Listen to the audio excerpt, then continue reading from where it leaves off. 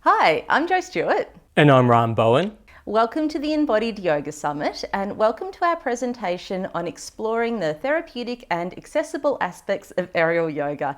It's something that we're super passionate about here at Garden of Yoga, and I'm really looking forward to sharing some of our own insights and also some work of wonderful people around the world who are using the aerial hammock in some really innovative and supportive ways. So I'd really like to honour the traditional custodians of the land where we've recorded this presentation, the Wurundjeri people of the Kulin Nation. I'd also like to honour the elders of these wisdom traditions of yoga that we share with you today.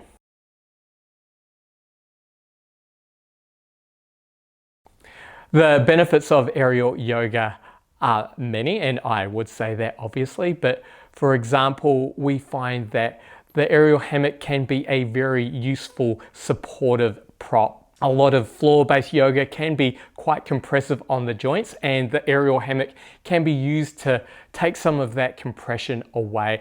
Another thing we love about the aerial hammock is that it can enable a whole different group of movement possibilities, and it can also be used to interpret what might be familiar poses in a whole new way. The aerial hammock can also be a great guide or aid for meditation. Sometimes that gentle movement within the hammock and that slight sense of unfamiliarity can lead people on interesting inner journeys. Also, as each hammock can be its own private space, it can aid in that sense of pratyahara, that sense withdrawal. Finally, the aerial hammock can be fun. As I mentioned, it does lead to a lot of different movement possibilities, and that can just lead to a general sense of fun, which we love to have in our classes. I would like to talk about the issue of safety. When teaching aerial yoga or any kind of yoga, obviously safety is our number one concern, and this can be a really deep issue. It can go into the engineering of your studio, the rigging and setup of your hammocks, and it can also go into the way you teach a class. It can go into what poses you choose and how you teach or demonstrate them. We also like to teach our classes in a way where we offer loads of options for everyone that might be appropriate for their level of ability. And we also like to encourage a way of moving through the class that isn't at all achievement based, so people don't feel like they have to do some particular posture just because other people in the class are doing that particular thing. So next up, Joe's going to go a lot more in depth into a few of the things that I've talked about just now, and then we're going to have a demonstration of what might happen in an aerial yoga class. There is some historical context of BKS Iyengar using the rope wall, using ropes to support the hips in inversions or to provide a sense of traction and lengthening and support for the spine in particular yoga postures. But ultimately, aerial yoga is a pretty new practice, and especially drawing from a culture that is not my own, that I really respect and really want to honour in my teaching. It's an important thing to think about, how we can really honour the history and the tradition of yoga while bringing in this new prop. And I think thinking of the aerial hammock like a prop is key. It's just a way of making these wonderful practices of yoga for the mind and for the body accessible to more people who maybe are not able to get down on the floor to do lying down postures, so bringing the floor up to them via the hammock can be really helpful. I've actually also found it to be super helpful working with people who have different mental health challenges as a way of being in their bodies that feels a little safer. Sometimes interoceptive practices can be too intense, especially if someone has a trauma history. So feeling the sensation of the fabric gives people a way of tuning into a sensation of the present moment, which is a new experience, something that is not tied to a past trauma. I've actually found this to be super helpful as well with people working with body image issues, because they can feel and experience movement and a sense of being in their bodies in a way that feels supportive and nurturing and fun, which can be really powerful. The other aspect of aerial yoga, which I think can be really powerful, is how it can actually make meditation easier. You have this silk cocoon, so you have a comfortable support, again, kind of useful for people who might have knee issues or back issues that mean sitting unsupported on the floor is not quite as helpful. And sitting in a chair, it's a little bit of a different sensation. It's a little bit more hard and a little bit more rigid, whereas the fabric is kind of soft and cocooning and nurturing. And it gives us this unique sense of pratyahara, sense withdrawal. We have this fabric cocoon surrounding us, so we have our own unique space. We have the opportunity to experience our senses in a different way, especially our sense of touch. I have got the feedback from a lot of people that this has allowed them to settle into meditation and relaxation practices in a new way. If we're working with the concept of ahimsa, having this extra tool and this extra layer of support can allow us to sometimes practice yoga in a way that's safer or just more adaptable for different bodies and different needs. And because it gives us this wide variety of sensory experiences, I've found that it can be a really helpful tool to get people to practice self-compassion. Because often a variation in the fabric will be something as simple as you can grip the fabric for firm support, or you can lightly touch the fabric for gentle support, or you can lift the fabric up and it will not be supporting you, but it's there if you need it. So playing with those levels of self-determination, self-care, how much do I want to challenge myself today in the hammock and on the mat, can set a habit of tuning in and noticing in that moment what is going to serve me, what is going to be useful for me, what is going to be compassionate for my needs at this moment. And I've actually got really wonderful feedback from people who have been coming to aerial yoga for a while. I had no idea there was anything going on in the rest of their lives, and then afterwards they've actually come and said those small decisions in class and that small sense of taking ownership for their movement has actually helped them feel more confident to make bigger decisions and empowered them to kind of chart their course through some challenging situations. So that's been really heartwarming and very rewarding to hear. Although we are talking about the therapeutic aspects of aerial yoga, I will just say now that this is not designed to be a therapy in itself. If someone is going through some mental health challenges or some serious physical issues, you can work alongside their other care practitioners, their medical team, or if they have a support person. This would be something that you would do as well as another therapy, not instead of.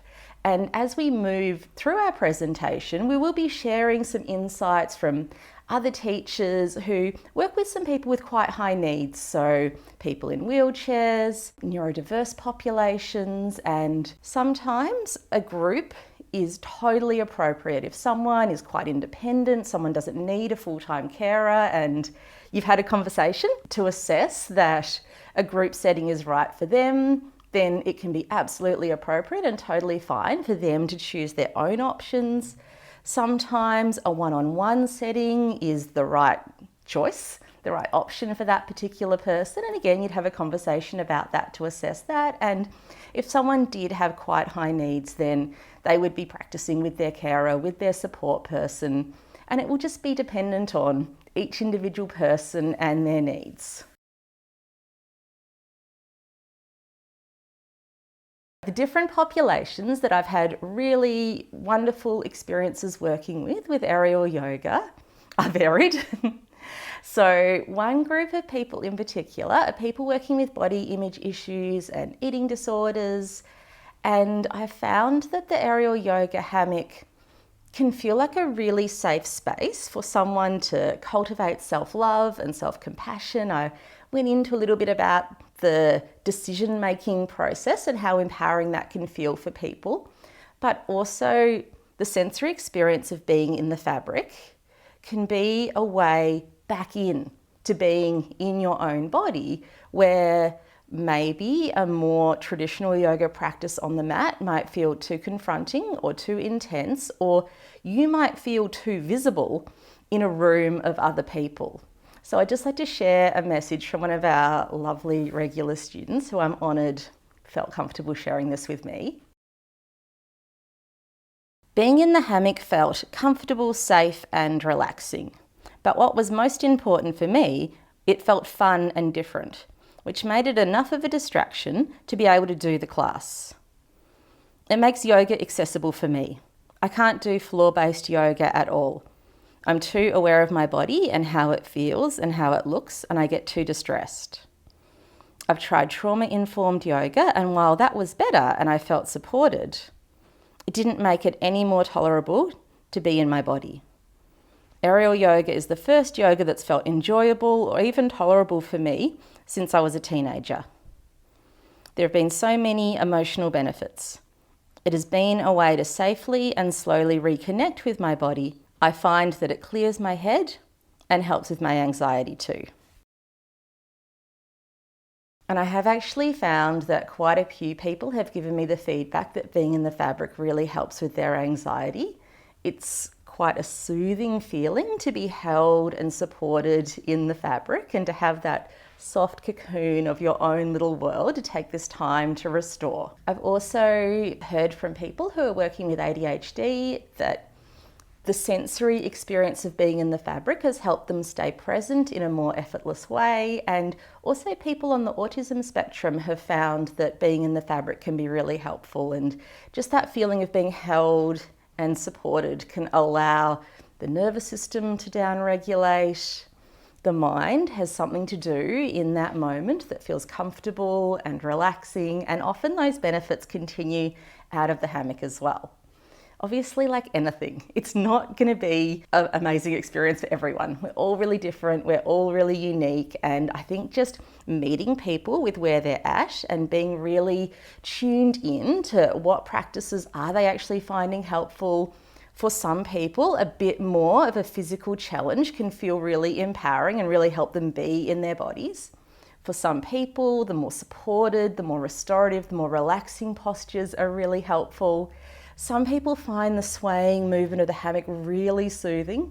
Some people find that it gives them motion sickness. So it's just that process of working together with this new medium, with the fabric, to allow people to have their own practices. And it is quite useful in a group setting to give those different options, because often the same move can be experienced in a lot of different ways for different people. And that's something that we'll be sharing in our demonstration, just to show what the options are and to show how this can really be a way of practicing yoga that opens up more movement possibilities, but also more opportunities for people to be with their own minds, to find peace of mind, to calm the movements of the mind, or to stay steady mentally, even when there's a lot of movement going on around them, which is a bit of a metaphor for life.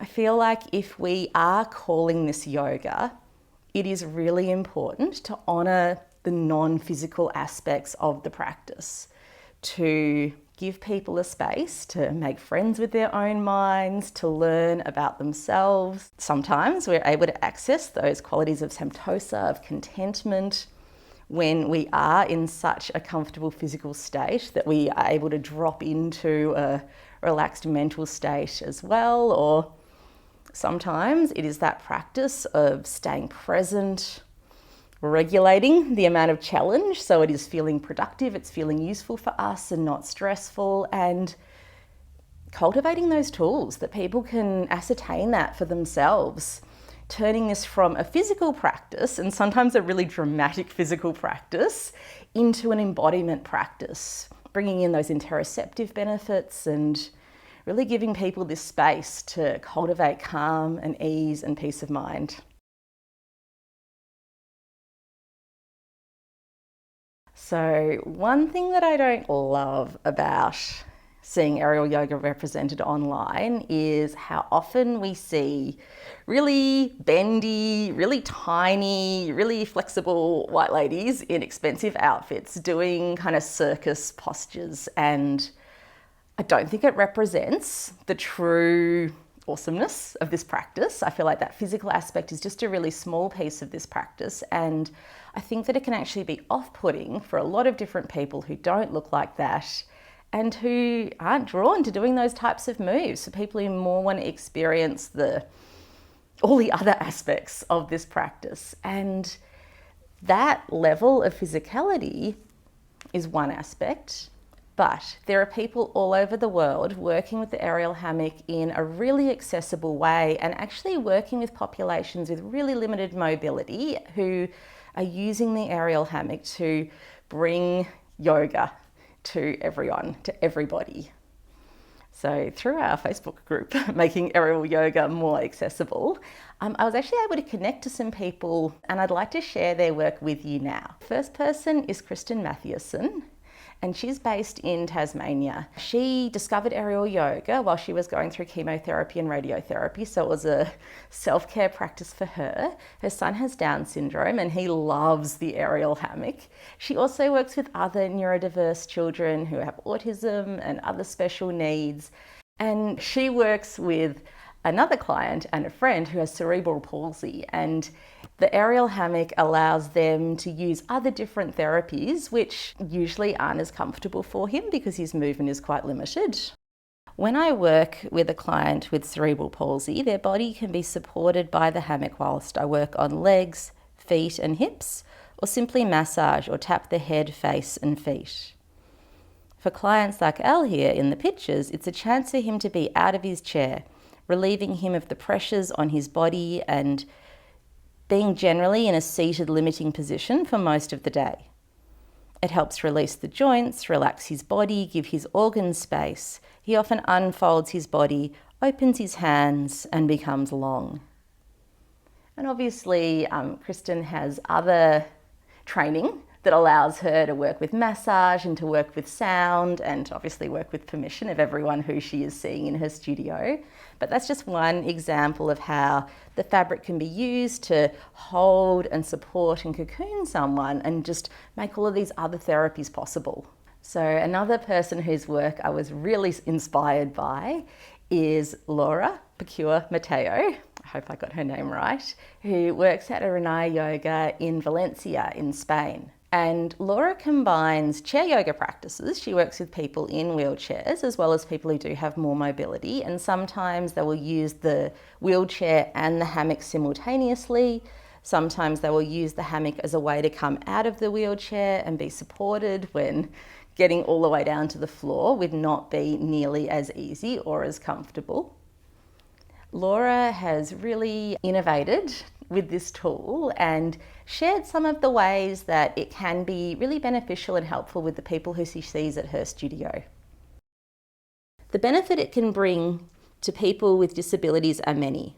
Help them to improve back pain, reactivate the circulation of the not moving parts, strengthen the respiratory system that most people in wheelchairs have affected, to increase proprioception and to regenerate and strengthen the musculature in general, and the joints, facilitating the elimination of toxicity in the body through the lymphatic system. The inverted postures, in addition to the flexion postures, can favour the relaxation of the nervous system and reduce the stress that can produce the particular situation of each person who comes to class.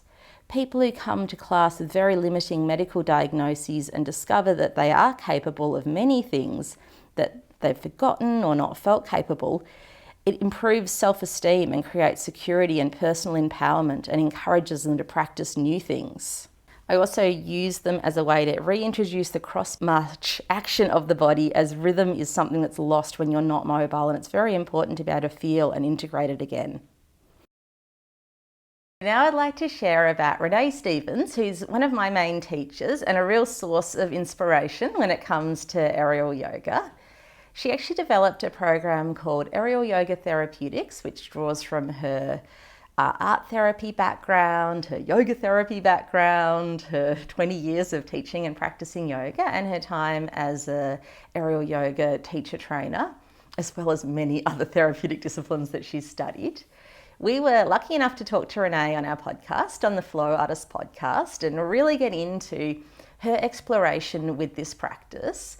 As she was working on her art therapy masters, she worked with recently arrived refugee young people who were separated from their parents on their journey. So a really trauma-informed practice where fun and play was actually a really important aspect of it. She shared how working with these kids, that after their sessions together, they told her that was the first time they'd slept properly for years. She sees aerial yoga as also being a preparatory practice for yoga on the floor, because you are able to access these different layers of support and different ways of working with the body. It can actually be a preparation for a more conventional yoga practice on the ground. From my experience, the aerial system, when applied appropriately, is actually a pre-yoga. I've always thought of it as a preparation for the work that's done on the floor, which is always fully loaded and compressive on joints and requires already quite an advanced amount of stability and strength and mobility to be able to achieve. And so when we're using the aerial hammock, it's often a really incremental and gradual process if we're using the hammock in a therapeutic way. So there may not be a dramatic change in balance or flexibility or strength, but that doesn't mean that there aren't powerful changes and progressions going on a really gradual level.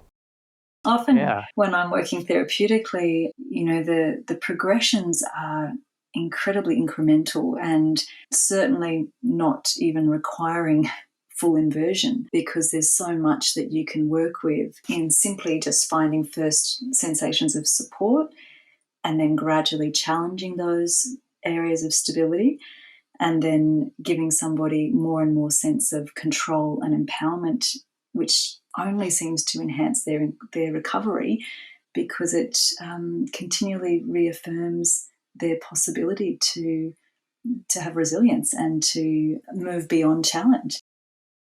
So next up, Jo's going to be teaching me in an aerial yoga session. I hope you enjoy.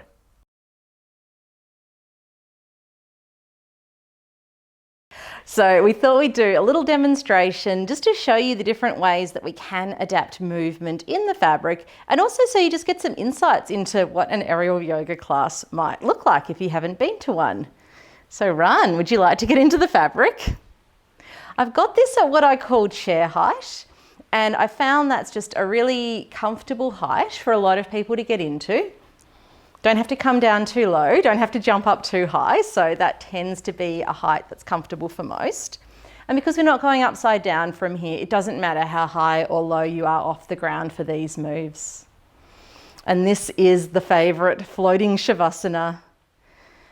A lot of people tell me that as soon as they get into the fabric, they already start that process of mentally unwinding, just feeling into that support beneath. It's also a really wonderful place to start to warm up the body. We already have those interoceptive benefits of that new sensory experience of being in the fabric. And then from here, we can start to feel into the body itself. So I'll get you to start with a little side to side movement of the hips there, Ran. And so this gives people the opportunity just to notice how their spine is feeling, the subtle little differences between left side and right side, and even the difference between how it feels to move from the lower body, as Ryan's doing now, to focusing a little bit more on the upper body. So do you want to think of initiating that movement from the rib cage and the chest now? And so from the outside, it might not look that different, but as you're doing this, you get to feel all these different muscles waking up and working together. And this is just a nice example of a movement that it's very much a sensory experience rather than an aesthetic experience or an achievement experience. You're just side to side moving, so there's a lot of scope for people to do that in the way that feels right in their bodies, but also to notice the difference in their bodies when they come back each time and do these familiar moves, you do get to notice the subtle differences. And so another thing I like to do as part of this warm-up is extend it all the way to hands and feet. So you might like to stretch really long here, Rane, and think of all the way from fingers and toes. And you can work with the fluidity of the fabric and just let the body move however it wants to move. But you can also use the fabric for some resistance. So if you added in a little hold, suddenly you'd feel a lot more core activation, a lot more obliques. That little sense of working against the fabric rather than being quite as passive as we were in our Shavasana. Lovely, very nice, Rane, thank you. So from here, I'll get you to flow over, lie on one side. You might like to reach one arm across to help you with that rollover. The transitional movements are often more challenging than the actual moves. And you might like to do a little pillow of your hands underneath your cheek. And then this is like a whole body cat pose. So think of using your exhale to curl in, to round in, and then as you inhale, you can arch the back and even extend into the legs as well. And so this could be a movement that flowed with the breath if people were comfortable working like that. It's also a chance just to notice how the spine is feeling in these flexion and extension type moves. And that way, when we do stronger variations of these movements, people have already had a little chance to check in. A lot of people find that it's a more comfortable experience tuning into the breath in this type of position where you have the fabric feedback, as opposed to just noticing the breath in a really static way. And then from here, I'll get you just to roll over to your other side there, Rane. So you get to feel the subtle differences between the sides of the body. Also get a little bit more practice rolling over in the fabric, which can be a bit of a challenge. If you do suffer from motion sickness, that can be a bit of a factor, and some people might want to be at a height where they can just still themselves from the ground, or some people might just avoid particular movements if it's a little bit too much fluid motion and that doesn't feel comfortable for them. Often over time, people do get more and more comfortable with this, but as with anything, there'll always be some moves that some people are not as comfortable with, and then we just go with a different option that they prefer. Beautiful.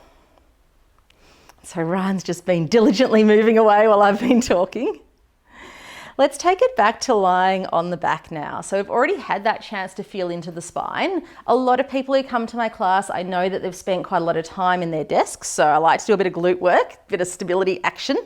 We'll start just thinking of pressing the knees firmly into the fabric. So just getting that feedback and then letting that action relax. And then from here, active push with the knees and lifting up with the hips. See how that feels. Very nice. And then lowering back down. And you could do an active lift and then just a little half lower. So like a little pulse in space if you did want to make it a more active move. And because no one can see each other while they're in the fabric, there is that full freedom to actually choose the movement that feels best in your body and not have to look around and see what the rest of the room is doing. And so from here, let's change it up. We'll go knees together, soles of the feet pressing down. We'll let the hips stay supported by the fabric, but actively press into the heels as you lengthen the legs. And then draw the heels back in again. So that's one option. We can also keep the knees bent and lift the hips up. And then lowering back down, do a couple more like that. And you can see there's a bit of fabric movement, and over time people are more and more able to stabilize themselves without even having to consciously think about it. The nervous system just gets used to stabilizing that movement. When you are feeling ready to move on and try a different option, you can lift the hips up as you have been, and then legs lengthen, and then the heels draw back in. So you can keep going like that or come down for a rest, whatever feels right for you. So this is getting pretty strong into hamstrings and glutes, lots of feedback into that area. Feedback from the hammock as well, which will move more if you are less in control. And then over time, as you get more and more familiar with these movements, the hammock will just stay more steady. If you're feeling like you want to step up the stability challenge, we can also do this as a single leg move with one leg lifting up and then the other leg lengthening and bending back in. So this is not a popular option, but one that's there when people do find it useful to bring in a little bit more stability challenge. Great. Ooh. So from here, have a little moment to rest, maybe some of those little side to side moves. Because coming up, we have horizontal handstand. And one of the things I love about the fabric is it can change your relationship to the gravity and change orientation of a different posture, so you can really make that muscle memory and get that sensory feedback, which helps you when you try the unsupported version of the pose. So I think you've been horizontally handstanding for a while. You can have a little rest, have a little wiggle. All right, let's have another try. So long with the arms, strong with the core, strong with the legs, and like a handstand, still breathing while you hold that long, strong shape with your body. And so it's an opportunity to feel a lot of the same strength and activation and focus of a handstand, but no pressure on the wrists, no chance of falling over, a really safe place to explore that type of strength in the body. And then you can relax. And again, have a little side to side. Nice. Shall we come up for some moves sitting in the fabric? So different people will have their hammock at a different height because we're going to step through to the other side. So yes, spread it out so it's nice and even between both sides before you sit down. And if someone doesn't want to be as enclosed in their fabric, this can be a good option to choose because it's nice and breezy, a bit of support for the spine and comfortable for most people's knees. You could have the higher or lower fabric height as you need to. So this is often where I do bring in a bit of pranayama. You can just let the hands rest on the legs. Some shoulder stretches as well, the types of movements that you'd often do in a seated posture at the beginning of a yoga class. Because we have the full expanse of the fabric, it also gives us some more options for fabric supported seated poses. So I'll get you to bring the fabric to one foot and stretch that leg long. And then over to the other leg as well. Great. Do you want to be a bit more still? Please. Yeah. So from here, it's like an active Upavista Konasana. Go real wide with the legs, press them out wide. Your arms can relax down if you like. And then from here, as you breathe out, fold the legs together like you're closing a book. And we can go with that flow and inhale as the legs come wide. And then an exhale as we come back together. And so I find that a lot of people who come to the class who have issues with their knees that rule out a lot of seated postures are actually a lot more comfortable in the fabric. And also often for lower back as well, because you have that support, but you can get a sense of lengthening the spine up and out of the hips, or even reach behind you to the back wall of the fabric, pull down with the arms and push with the legs to readjust your seat in the fabric, so that you do make your way to a position where you feel the right amount of support. From here, we'll go from the long legs out wide to bending the knees and taking the soles of the feet together. Lovely. I often do this with the breath as well. Inhale as we go wide. And then as we exhale, folding the legs back together by bending the knees. I'll just do 2 more of those.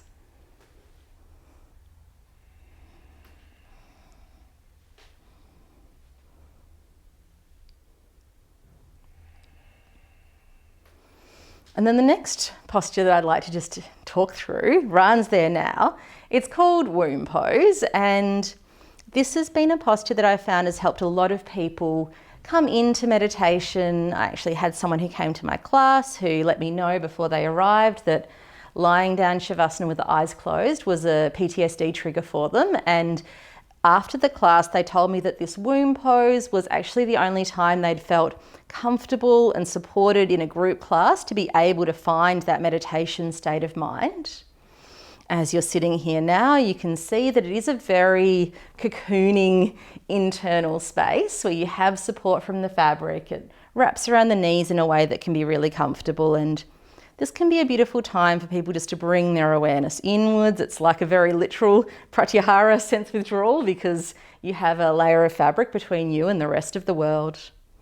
And we can also expand out from this shape into some different hip stretching postures. So one that I love to do in the fabric, it's like a variation of deer pose that you might know from yin, and like the yin version, it doesn't have to be linear. One hip is internally rotated, one hip is externally rotated. So you might just like to keep that knee that's closest to me bent as it is, and then sweep your other leg along, flip back behind, peek out to say hello. Hello. And so, as you can see, Rane's quite upright here, so that's more of a strengthening version of the pose, a lot less passive. You could also just let the arms come forward if you're okay with a bit of a deeper stretch from there. With this front knee, I do find that people who are not quite comfortable on the floor are fine in the fabric because that knee just has a little bit more support, doesn't get as squashed. And then the back leg can find its own place. It can just go wherever it feels comfortable in your body. Some people will take it all the way back behind, but that's not necessary. Shoulders relax, neck relaxes. And you can just explore little subtle variations that really change where you feel the stretch and how much you feel it. And there's a lot of space to just move within that. And so from here, you might like to make your way back up to sit in the fabric. You can use your hands to help. Coming back to center, back to womb. So you might have noticed we brought the hammock up to about hip bone height.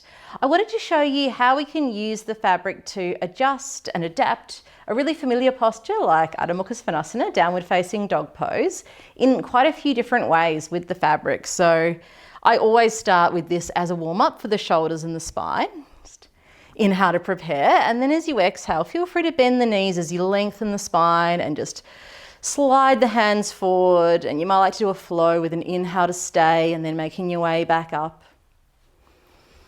And as you flow through, it's up to you whether you choose to hinge forward from the hips with a long spine, bend the knees as much as you need to, or if you want to round and roll and flex your way up with a bit of core support, pressing into the feet if that feels better for your back. So plenty of opportunities to feel into spinal movement. Let's add a little hold for this next one. So you can just notice what's happening through the shoulders, working those traditional down dog cues, maybe broadening through the back of the chest, rolling the outer armpits inwards. You've got the fabric, so you can think of stretching the fabric apart with the hands as another way to wake up those shoulder stabilizing muscles.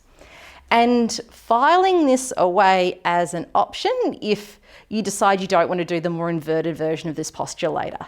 From here though, we'll just gradually make our way back up. We'll flow into a little balance from here. So taking a moment, getting steady. And the first option, we'll focus on the front leg, but we'll just take the tiptoes of the back leg to the ground. So there is still a balance challenge with that extra weight on the front leg, but with the back toes touching down. It's a good option for someone that doesn't feel comfortable putting their full weight on that front leg. You could fold forwards a bit more as well if you wanted to bring in a bit more hamstring stretch. That's another option. And then gradually making your way back up from here. So next option we can do is lifting the back leg up as you stretch forward. So the back leg can lift.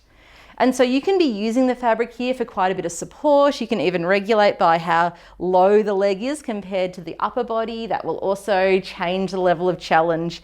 And if you are feeling really good here, you could lift up through the hands and then you don't have help from the fabric. It's just more steadiness coming from your core and from your legs. But very safe to keep hold of the fabric and just adjust that level of challenge as you desire. And from here, you can ease your way back up to stand. Obviously in real life we do both sides, but we're just going to move on today and move into the fabric version of downward facing dog pose. So it's also known as front belt wrap or hip hang. So I'm going to push that fabric low on the hips, walk to tension, and then hinge forward from the hips, bringing the hands down, gradually coming back. And as you can see, this is not for everyone. If you're pretty sensitive around the hips, then fabric there might not be a good idea. And also it's an inversion, so regular inversion contraindications apply. You could keep your feet to the ground and that would take some of the pressure off the fabric at the hips. That's one option. We can take it into a three-legged dog pose, lifting up one leg. Doesn't even have to wrap around the fabric, but it can. And of course, remembering the version that we just did, standing on the feet with the arms coming forward, people who didn't feel good in this option could just repeat that flow. They've already done it. And it's very usual in one of my classes to have people doing both. It's a really nice place just to give the neck a gentle release, gently nodding the head, to practice the setup that we want in our hands, pressing into the fingers, pressing into the knuckles, even clawing the floor a little bit so we're really strong and active through the hand. And then from here, I'll get you to bring your chest a little forwards in space, right? And we'll just, so lifting up through the chest. Wrap both feet around the fabric, knees come wide, toes hook in. And then from here, if you feel comfortable to, lowering the elbows down to the ground. So it's like a supported Pincha Mayurasana. And again, nice place just to give the neck a bit of gentle movement.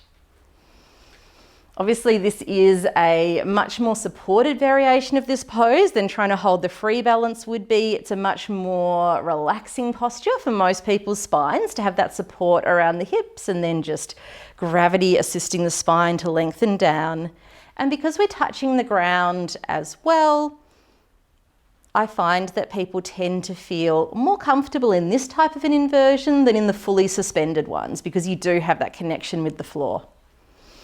And so from here, I'll get you to come out gradually, Rane, lowering down through the feet, lifting up through the chest, taking it slow so you don't feel dizzy on the way back up. Maybe even having a moment where heart and head are level, pressing the hands into the thighs. And then when you're ready, making your way up to stand.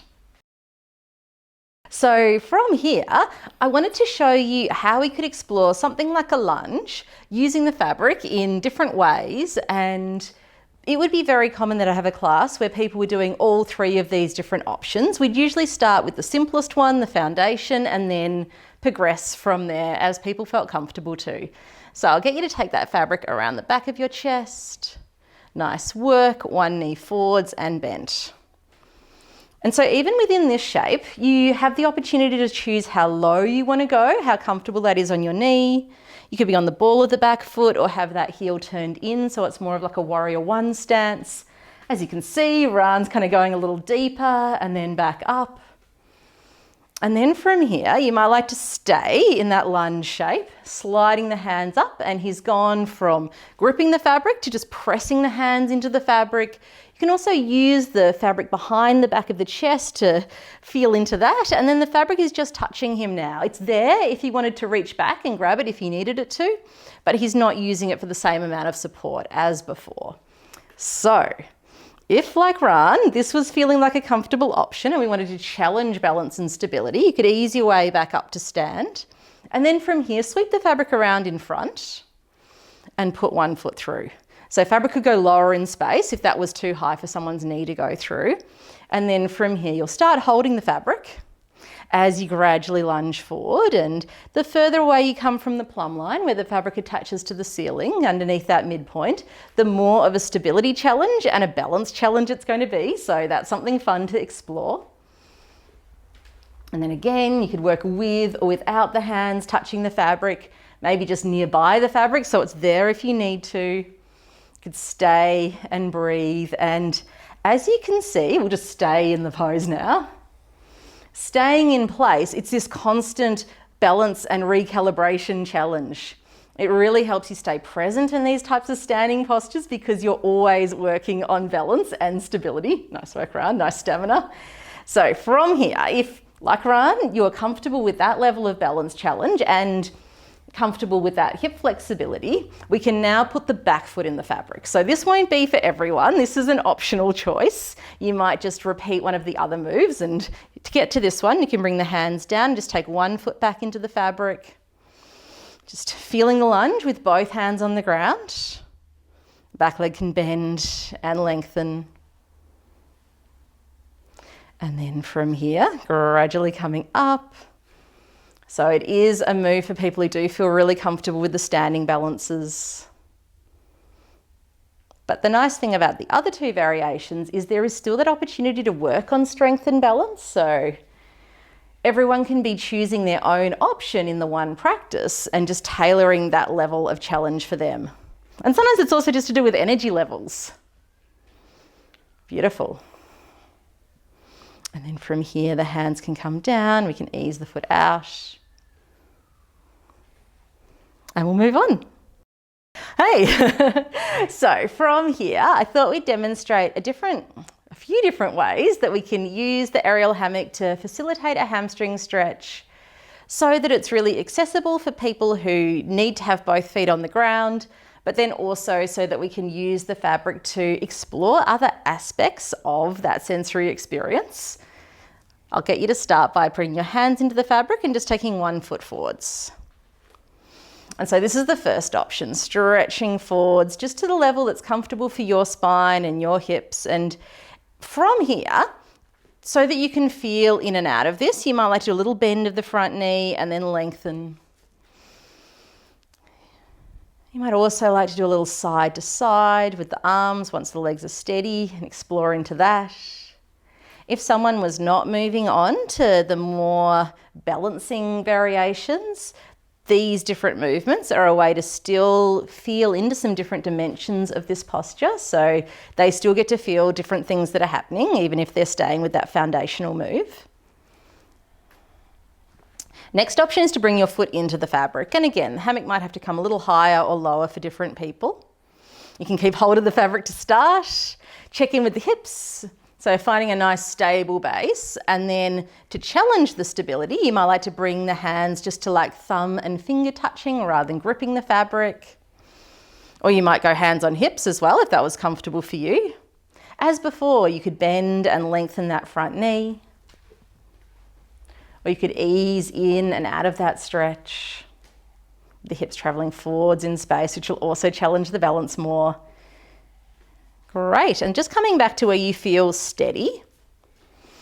For some people, fabric around the heel might not be enough support, so you could also draw that fabric all the way past the knee. And some other things that can be really unique with the fabric and quite helpful is you can make this a more active move by just driving down through the heel. So a little bit of engagement through those muscles down the backs of the legs. Often that can help the knee feel more supported. Or use the fabric for a bit of PNF. So driving down through the heel, engaging those muscles down the back of the leg for a couple of breaths. And then letting that action relax and seeing if there's a little bit more space available for you. And so often if I was doing a sequence like that, it would be a few different times, and really having the focus on how it feels in your body rather than how it looks, where you're getting to in that stretch, and also the feedback that you get about balance and stability. A lot of people who come to aerial yoga are quite flexible naturally and even hyper flexible. And so for those people, it would be more of a sense of keeping the muscles around the knee strong and maybe hands on hips. So you're working with more of a stability focus rather than allowing the body to melt into the fabric. Cool. So from here, you might like to take us through a bit of a standing pigeon variation. Most people hold the fabric with their hands as they make that transition. And then with this shape as well, you can really choose the angle that feels good for your knee. You don't even have to come through with your arms if you don't like, but this foot can travel a little bit more forwards in space. Again, it can be as much of a balance and stability pose as feels good for you. Or you could pull it back to where you feel really stable and use the support of the hammock and maybe just adjust some subtly different leg positions with that front leg. And so you have that individual space just to feel into this experience and feel what angle and what level of balance challenge is going to be feeling right for your body today. So we've really been sharing the non-inversion aspects of aerial yoga because the inversions get a lot of airtime and there are so many other benefits to this practice. That said, the inversions are many people's favourite aspect of the practice and actually can be one of the really transformative postures where someone does surprise themselves and have this opportunity to do something that they didn't think would be possible in their body and feel really comfortable and safe and supported as they do it. So we definitely wanted to show you the different ways that you can adapt inversions for different people and different bodies, and how even just low to the ground inversions can still let people tap into those benefits and enjoy this practice, potentially progress, but not even need to, can also just get the benefits lower to the ground. So Rane's already comfy on his bolster. For people who have larger bodies, sometimes the fabric can dig in a lot and be quite sore around the hips. And so being on the bolster is one way to take that pressure off. And also it's an even less inverted posture. We thought we'd start here. So I'll get you to pull that fabric up and over your bottom there, Rane. This is a great place to stay. It's like a supported Seti Bandhasana. You can stay and breathe here. Already hips and heart are a little bit elevated, so you'll get the inversion benefits. If you wanted to take that further, you could wrap the legs around the fabric, maybe one leg and then the other leg.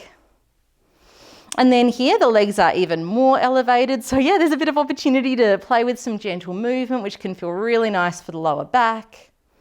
It's a place to get comfortable with that feeling of the fabric being wrapped around the hips, because that setup is something that we can do when the fabric is higher up in space, and it will be a more dramatic inversion, but exactly the same position on the body. So from here, I might get you to flow out of that. Hold the fabric at the bends of the knees, touch the feet behind, ease your way up. We'll pull that bolster away. And then from here, you can ease your way back and just readjust that fabric back underneath the hips. Again, the supported Seti Bandhasana type shape, or wrapping the legs around. And as you can see, the hips are a little bit more elevated above the heart, so it is a little bit more of a dramatic inversion. There's a bit more freedom to move as well from here. A beautiful option that we can do once we've had our freedom to move and just enjoyed that sensation is we can keep one leg up and then take the other leg long. Actually, maybe even just bend the knee and take that foot down to the ground, to this back side of the fabric first.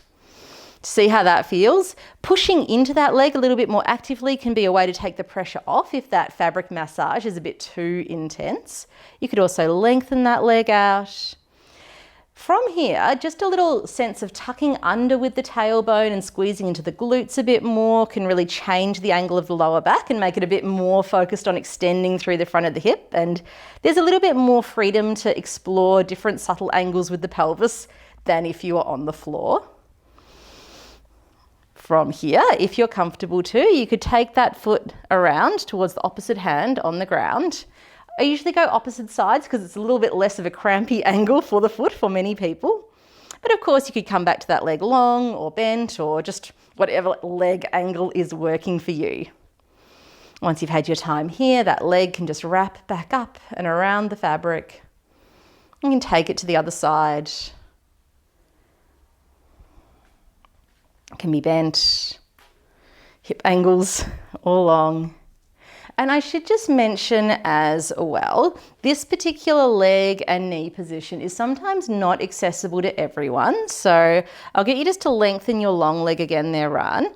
And this leg could unwrap and you could just stand that foot on the ground with one knee bent and the other leg long. And so this would be a way to experience that same hip flexor and quad stretch on your long leg side if this leg wasn't comfortable doing the wraparound. So that's another option. From here, you can just stand both feet on the fabric, both knees bent, and you can just push that fabric down to your knees.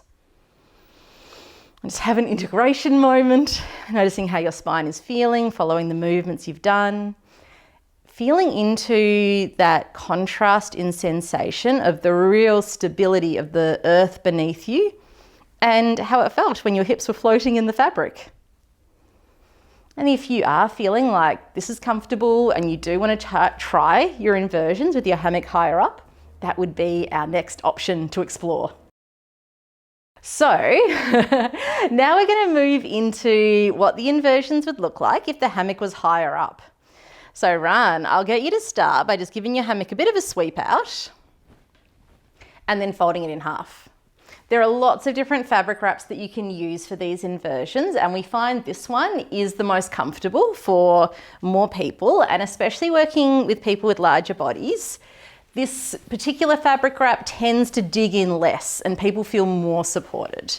Once you've sat into the fabric and got it into a comfortable place just above the hips and just below the buttocks, you're going to start by taking the knees wide, the feet together, then wrapping the legs wide and around the fabric. And having practiced this action low to the ground, people generally feel more comfortable then taking it higher up. You can absolutely keep hold of the fabric if you like, or you could touch your hands to your thighs, or just a really light touch to the floor. From here, feeling that support of the fabric wrapped around your hips, sometimes digging in a little bit, that can happen. Yeah, you might want to flow into a bit of gentle spinal movement from here, a little twist. It's also a really beautiful place to focus on the neck and some gentle nods or some tiny little circles through the head. Just encouraging the neck, those hard-working muscles that hold the head up all day, to have this moment where they can have a little holiday. The weight of the head can just suspend down. Rane's spontaneously moved into a shoulder stretch from here as well. It's a great place for a shoulder stretch. Different people have different comfort zones with how long they want to stay upside down. Some people really want to hang out for quite a long time. Other people, especially people who are more new to this practice, will stay for a moment or two and then come back up. And so you might like to reach back up, find the fabric at your knees, lever down with the legs so you don't have to use too much arm and core strength to pull yourself up. Feel free to bring that fabric forward to the knees so you feel secure. And then rest and breathe.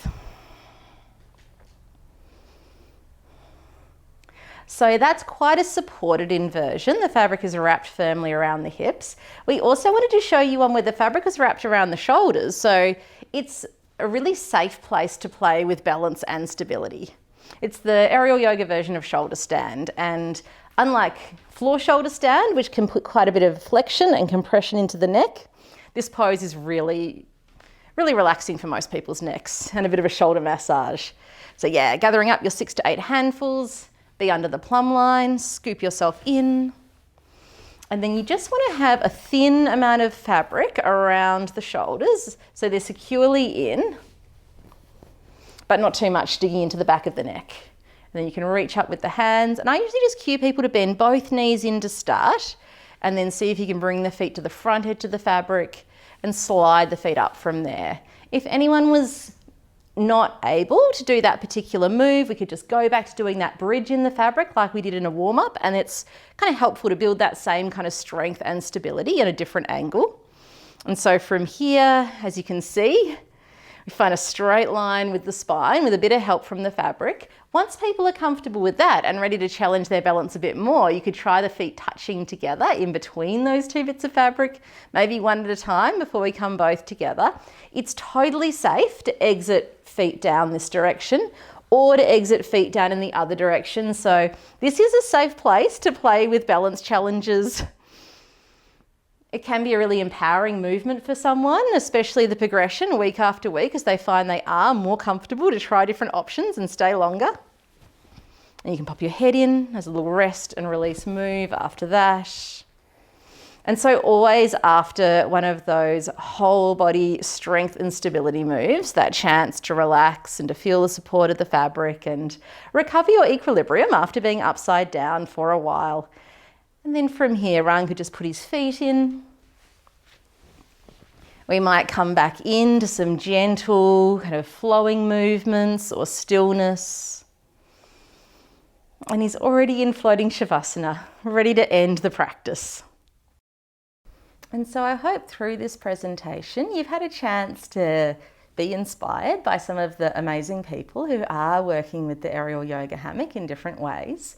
Hopefully it's shown a different side of this practice to what we see on Instagram and what we see online, and how helpful it can actually be for all different types of bodies, all ages, all different levels of wellness or care required. It's something that we're really passionate about, really sharing this aspect of this practice because we love it. And also we really want to honour it, not as a practice that's about something that looks really impressive or intimidating physically, but as a tool that we can really use to help us mentally and to help us access the benefits of yoga in ways that might open it up as new possibilities for people. Thank you so much for joining us.